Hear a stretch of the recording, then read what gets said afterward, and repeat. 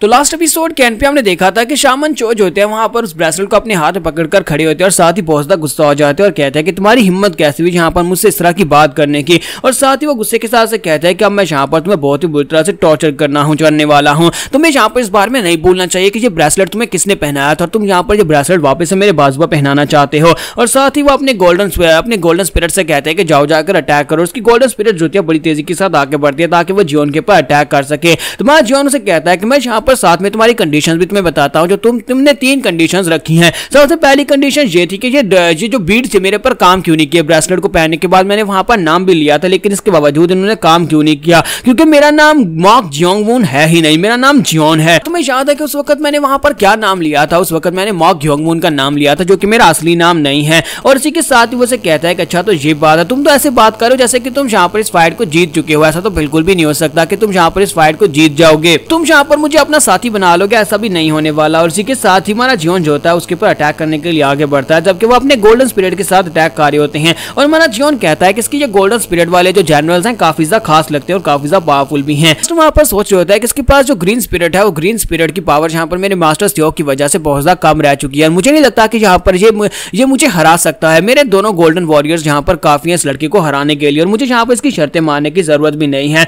और इसी के साथ ही गोल्डन वॉरियर जो होता है हमारे जियोन को किक मारता है जिससे हमारा जियोन पीछे जाकर गिरता है। इसके साथ ही मास्टर चो वहां पर एक तलिस्मान निकालते हैं, वहां पर थंडर पावर को रिलीज करते हैं। वो थंडर के साथ हमारे जियोन के ऊपर अटैक करते हैं जबकि हमारा जियोन जो होता है वो सोहा से कहता है कि सोहा चलो जल्दी से बाइंड कर लो। और सोहा वहां पर अपनी चेन्स के साथ मास्टर चो को बाइंड कर लेती है क्योंकि सोहा ग्रीन स्पिरिट होती है और मास्टर चो को बड़ी आसानी से वहां पर बाइंड कर लेती है। तो मास्टर चो कहता है कि ये कैसे हुआ, ये कब से यहाँ पर रिकवर होगी? मेरे मास्टर ने तो इसकी एनर्जी को वेस्ट कर दिया था, फिर यहाँ पर इसके पास इतनी डेथ की एनर्जी कहां पर से आई कि इसने अपने आप को रिकवर कर लिया है। तो सोहा कहती है कि मास्टर मैंने यहाँ पर इस ग्रैंड शामन को पकड़ लिया है, अब बताओ कि इसका क्या करना है। और साथ ही वहां पर उसे पीछे पेड़ के साथ बांध देती है। तो जब मास्टर चो वहां पर पीछे पेड़ के साथ बंध जाते हैं इसी के साथ उसका बैलेंस टूट जाता है जिसकी वजह से उसकी जो दोनों गोल्डन वॉरियर्स होते हैं वो आगे की तरफ बढ़ते हैं। लेकिन हमारा जियोन जो होता है उसके एक गोल्डन वॉरियर को तोड़ देता है, फिर साथ ही दूसरे को भी तोड़ देता है और उसे कहता है अब यहाँ पर तुम्हारी दूसरी कंडीशन की बारी है। तुमने पूछा कि 6 मैंने यहाँ पर मास्टर स्योक को ज़ॉम्बी कैसे बना लिया जबकि उस टेक्निक को परफॉर्म करने के लिए बहुत सारी डेथ की एनर्जी की जरूरत पड़ती है। तो मुझे यहाँ पर डेथ की एनर्जी की जरूरत नहीं है क्योंकि मेरी बॉडी के अंदर जो कोर है वो डेथ की के साथ ही बनी है। इसी वजह से मुझे यहाँ पर डेथ की एनर्जी किसी से बारो करने की जरूरत नहीं है।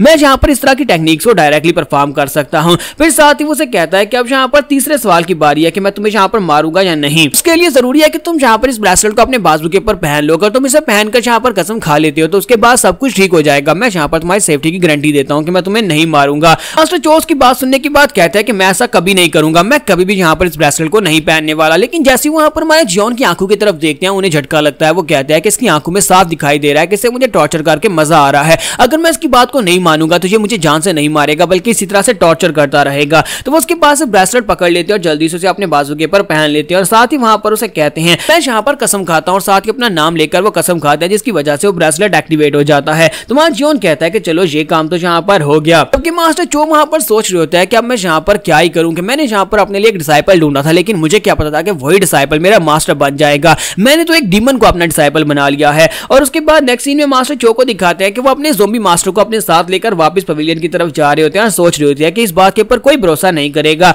मुझे लगता है कि मैं बहुत ही बुरी सिचुएशन में फंसने वाला हूँ। यहाँ पर दूसरों को बेवकूफ बनाना बहुत ज्यादा आसान है लेकिन यहाँ पर हमारे सीनियर शामन को बेवकूफ बनाना बिल्कुल भी आसान नहीं है। सीनियर शामन जो है वो एक बहुत ही यंग एज में सन रैंक तक पहुंच चुके हैं और ऊपर से वो इतना जीनियस है कि उसके पास 2 चैमे मोरियो है। वो दोनों मिथिकल बीस्ट है जिसको उसने अपने लिए वहां पर ट्रेन किया हुआ है और वो एक बहुत ही खतरनाक इंसान है। अगर मैं जाकर उसे जाकर इस बारे में बताऊंगा तो मुझे नहीं लगता कि वो इस बात के ऊपर यकीन करेगा। मैंने वहां पर मॉक जियोंगवून को इस बारे में बताया भी था कि मैं जाकर सीनियर शामन को इस बारे में बेवकूफ नहीं बना पाऊंगा, मैं उसे यहाँ पर राजी नहीं कर पाऊंगा कि मैं यहाँ पर अंडरवर्ल्ड पवेलियन के मास्टर की पोजीशन के ऊपर बैठने वाला हूँ। तो वो उसे कहता है कि यहाँ पर सब कुछ क्या मुझे तुम्हारे लिए करना होगा। तो जियोन ने उसे आगे से कहा था कि तुम्हें जाकर सब कुछ खुद ही सॉर्ट आउट करना होगा, मैं तुम्हारे लिए सब कुछ नहीं कर सकता। कि मास्टर चो भी अंदर से वहां पर उस पोजीशन की वजह से टेम्पटेड हो रहे होते हैं और सोच रहे होते हैं कि पोजीशन मास्टर यानी पवेलियन मास्टर की पोजीशन मुझे यहाँ पर मिलने वाली है और मैं इस पोजीशन को ऐसे कैसे छोड़ सकता हूँ। अब तो यहाँ पर जा करो या फिर मरो का दिन है क्योंकि अगर मैं यहाँ पर जाकर इसमें कामयाब हो जाता हूँ तो पवेलियन मास्टर की पोजीशन मेरी हो जाएगी। अगर मैं फेल हो जाता हूँ तो फिर तो वैसे भी यहाँ पर मैं मरने वाला हूँ। और इसी के साथ ही वो आगे की तरफ बढ़ना स्टार्ट करते हैं और साथ ही वो कहता है कि मुझे यहाँ पर एक बहुत ही बैड सी फीलिंग आ रही है, ऐसा लगता है जैसे मैं कुछ बहुत ही खास भूल गया हूँ लेकिन मैं क्या भूल गया हूँ। और वो वहां पर याद करने की कोशिश कर रहे होते हैं लेकिन उन्हें कुछ याद नहीं आ रहा होता। और यहीं पास से नेक्स्ट सीन जियोन का दिखाया जाता है कि हमारा जियोन कहता है कि मुझे तो यहाँ पर इस बारे में बिल्कुल भी अंदाजा नहीं था कि वो बीड जो है वो ब्रेसलेट जो है वो ये काम काम भी कर सकता है कि वो किसी को उसकी याददाश्त को भी भुलवा सकता है। और इसी के साथ ही पास का वो सीन दिखाता है जहां पर हमारे जियोन ने मास्टर को ऑर्डर दिया था, यानी मास्टर चो को ऑर्डर दिया था कि मेरा नाम भूल जाओ। और इसी के साथ ही मास्टर चो उसका नाम भूल जाते हैं और हमारा जियोन से कहता है कि आज के बाद से तुम मेरा नाम याद रखोगे, मेरा नाम मॉ ग्योंगवून है। और यही बात है कि वो ब्रेसलेट की वजह से उसके ऑर्डर्स को फॉलो कर रहा होता है। साथ ही हमारा जियोन उससे सवाल पूछता है कि बताओ क्या तुम यहाँ पर मेरे लिए और ज्यादा ब्रेसलेट्स बना सकते हो या फिर तुम इन्हें कहां पर से लेकर आए थे। तो मास्टर चो से बताते हैं कि नहीं, ये वाला ब्रेसलेट जो है इसे बनाना नामुमकिन है क्योंकि इस ब्रेसलेट को एक सीनियर शामन ने बनाया था जो कि एंशिएंट टाइम से बहुत ही पावरफुल शामन है। इस तरह के सिर्फ और सिर्फ 3 इस तरह के ब्रेसलेट है इस वक्त इस धरती के ऊपर। उनमें से एक मेरे मास्टर को दिया गया था क्योंकि मेरे मास्टर ने एक बहुत ही खास काम किया था, उन्हें गिफ्ट में वो मिला था। और उसके अलावा 2 और ऐसे ब्रेसलेट है जो यहाँ पर नहीं है, वो किसी और शामन्स के पास हैं। मेरे मास्टर भी यहाँ पर पिछले कई अरसे से इन ब्रेसलेट्स को पढ़ रहे थे ताकि इस तरह के ब्रेसलेट बना सके या फिर इस तरह के और ब्रेसलेट्स हासिल कर सकें, लेकिन वो कभी भी यहाँ पर इन ब्रेसलेट्स के सीक्रेट को नहीं जान पाए। तो जियोन कहता है ये तो बड़ी अफसोस की बात है, मैं तो यहाँ पर सोच रहा था कि मैं यहाँ पर इन ब्रेसलेट्स को यूज करके कुछ और पपेट्स बना सकता हूँ और उनको यहाँ पर ऑर्डर्स को फॉलो करवा सकता हूँ, मुझे कुछ पालतू कुत्ते मिल जाएंगे। लेकिन चलो खैर, बाकी के दोनों ब्रेसलेट मुझे कभी ना कभी मिल ही जाएंगे। हमारा जियोन जो होता है वहां पर से वापस वैली मास्टर के पास आ जाता है और मास्टर ली उसके सामने खड़े होते हैं और उसे कहते हैं कि क्या आप ठीक हैं। तो वो कहता है हाँ मैं ठीक हूँ, लेकिन तुम यहाँ पर किसका वेट कर रहे हो। तो वो कहता है कि मैं आप ही का वेट कर रहा था कि आप यहाँ पर वापस आए और मैं आपको यहाँ पर वो सारी बात बताऊं, यानी कि लूनार वेन के मास्टर के साथ जो कुछ हुआ था उस दिन, वो यहाँ पर बैटल में क्या हुआ था। तुम्हारा जियोन कहता है हाँ क्यों नहीं, चलो फिर यहाँ पर बताना स्टार्ट करो। तुम्हारा जियोन बहुत ज्यादा एक्साइटेड लग रहा होता है, वो यहाँ पर पास्ट के बारे में जानना चाहता है, लेकिन इसी के साथ ही ब्लू स्पिरिट उसे कहती है मेरी बात सुनो। तुम्हारा जियोन कहता है अब तुम्हें क्या हो गया, मैं यहाँ पर बहुत ज्यादा बिजी हूँ, मुझे यहाँ पर कहानी सुननी है। तो वो कहती है मेरी बात सुनो, मेरी बात सुनो,